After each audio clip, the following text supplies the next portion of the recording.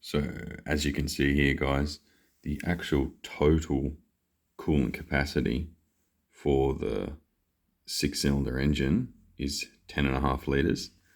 Now, when you actually compare that to what your book says, your service book actually has engine coolant, 6-cylinder petrol. Well, I have manual, but whichever one you have, you'll notice it actually says refill capacity 8.7. And then further down in this document, which is the factory service manual, you'll see talks about how to do the system, and it talks about here. This is official Ford factory service manual, so it's like this is the most accurate source of information. So it says here, the coolant must be recovered, blah, blah, blah. About 80% of the coolant can be recovered with the engine in the vehicle.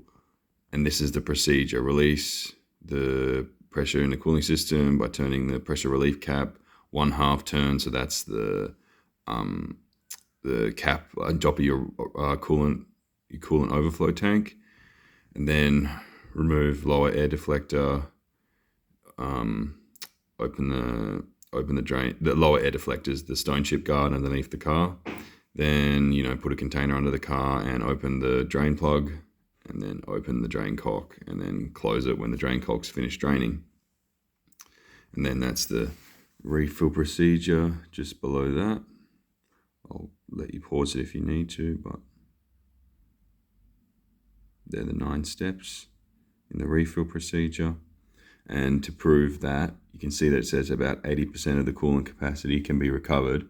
And we've just, if I bring up a calculator here, you can see 8.7, which is what your book has the engine coolant refill capacity as. 8.7 divided by the total 10.5 is roughly 80%. So that's showing you that, so when you drop your coolant, there's basically no way to get the full 10.5 out unless you flushed it multiple times trying to get every little bit out. But unfortunately, don't know if there's a way to get it out of the block.